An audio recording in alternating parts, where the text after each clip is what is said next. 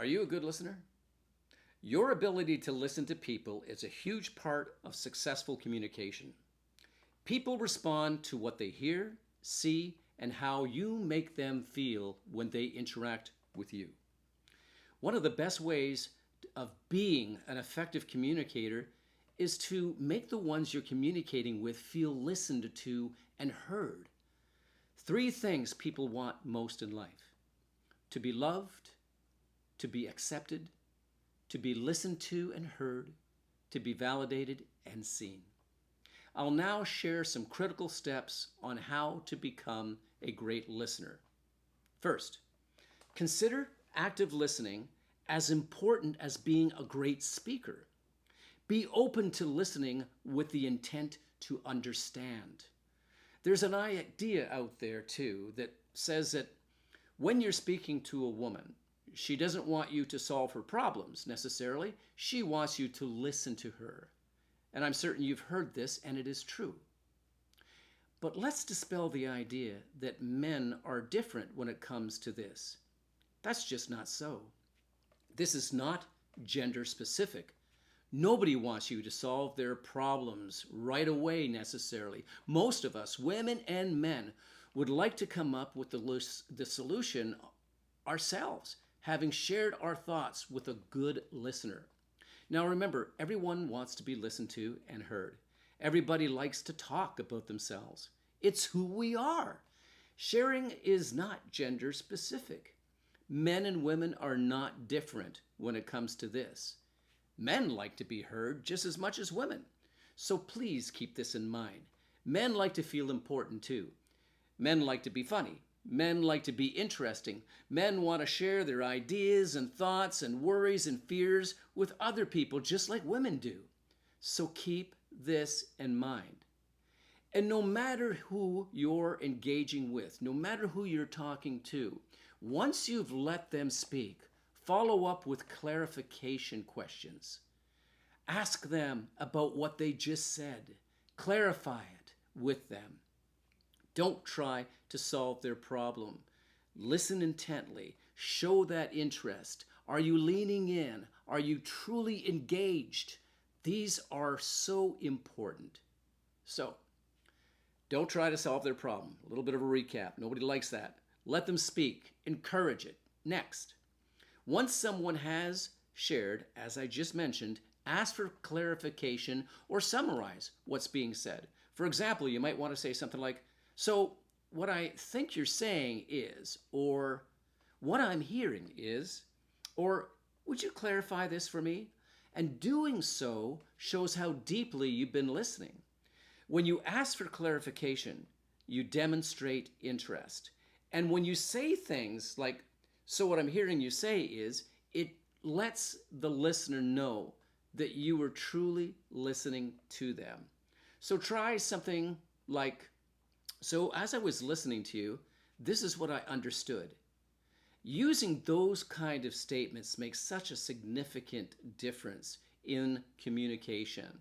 So it gives the speaker the idea that they are being validated and that they are being understood.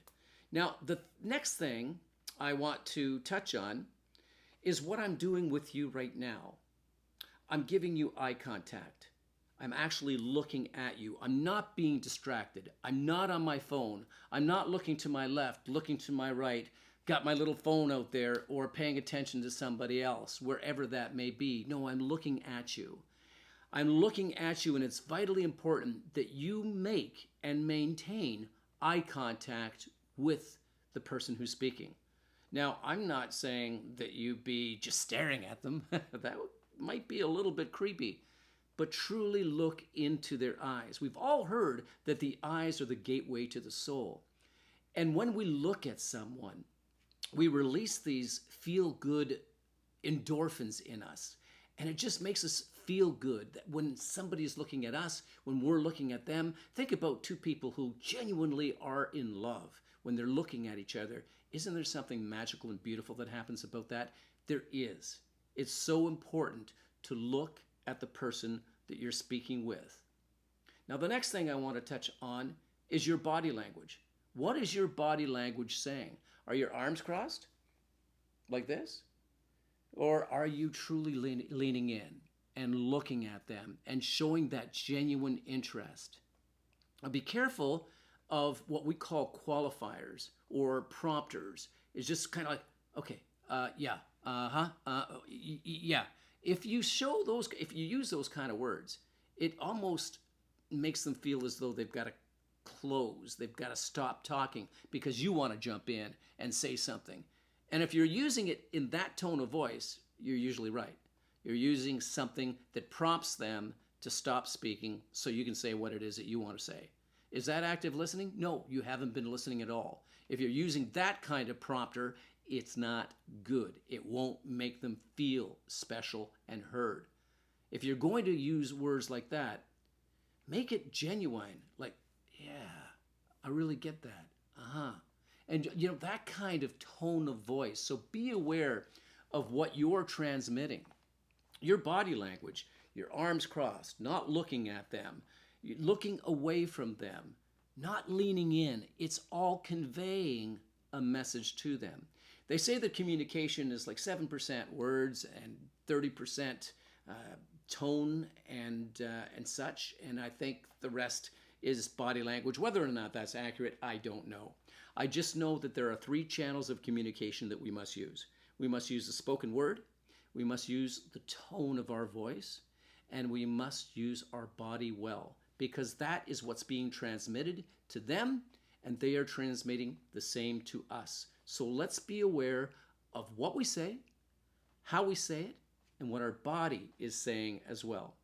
Because I have been in many situations where all those 3 channels of communication were not working together. They were not working in harmony. One of the best things that you can do in an exchange with someone is truly listen to them. Encourage them to go on. Once they're done, just go back to what they said and ask those qualifying questions. And let's take, for example, you just met somebody and you get their name. And so they give you their name.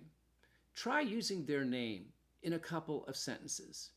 If it's an interesting name, ask them where their name came from, or what it means, whatever. But truly remembering somebody's name in an interaction, no matter where it is, helps to draw the two of you closer together. It helps build that rapport. It helps get people to know you, like you, and trust you, which is so important when you're communicating with people. So remember that. Now, again, it's vitally important that you be aware of your own body language, what it is you're saying, how you're saying it, how you're using the tone of your voice, what your words are, and that you don't make the speaker feel like they have to hurry up and finish their sentence because you've got something to say. No. Maintain eye contact, don't make it creepy. And if they say something that is genuinely interesting and it makes you laugh, just go with the flow. It's a conversation. It's all right for you to then say something. Yeah, I remember that day or whatever. It is what is expected when people are genuinely connected. It's sharing. It's a sharing of information. It's a sharing of connection. So that's the important thing in communication. Another thing is that if somebody has a difficult time finding a word, many of us try to help them out. You want to just interject there and give them your word or what you think they're about to say. And so we go and we say, oh, yeah, this. And when that is really the wrong thing to do. If someone is stuck with a word, give them time. It's their word after all. It's their conversation. It's not yours. If you go and give them your word, you're kind of hijacking the conversation. And it's not their conversation anymore. We don't want to do that. We don't want to hijack someone's talking to us. We don't want to take over. And so truly wait until they come up with the word. And also, if they're having a hard time on the same note in finishing a sentence, let them finish their sentence. It's really important. Let me just recap this. Everybody wants to be seen and heard. They want to be loved and accepted. And they just want to be validated. And communication active listening. Active listening is not something that you passively do. The word active means that you're really engaged, that you're putting energy into it, and that you're truly enjoying the experience. Now, this kind of communication, this active listening, applies everywhere, and it can substantially improve the quality of your relationships. It could improve the quality of your relationships with your family, your friends, your son, your daughter, your mother, your father, your girlfriend, your boyfriend, your significant other, whoever that may be, at work, in negotiations, in sales. It really is important. Make sure that we focus. This is not basic stuff for people. A lot of us just turn around and we look at our phones, or we're just not completely engaged. So you'd be surprised how often you may look away, how often you're not focused. So this is not basic stuff. It's important stuff. To be a great communicator, you must give the other person your full attention. And we don't do that by glancing at our phones or coming up with the next thing to say. We do that by being fully engaged in the conversation and truly, truly listening to them.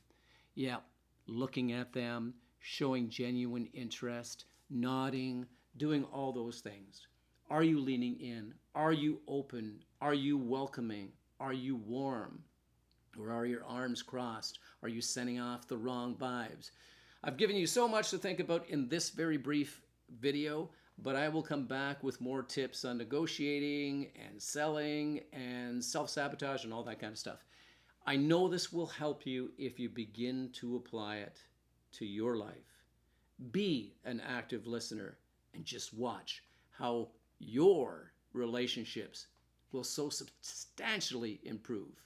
I'm Paul Nadeau. I'm the author of Take Control of Your Life and Damn It, Just Ask, and also the Badass Guide to Conflict Resolution. So I know a few things about speaking, negotiating, and interacting with people and developing relationships. All the best to you.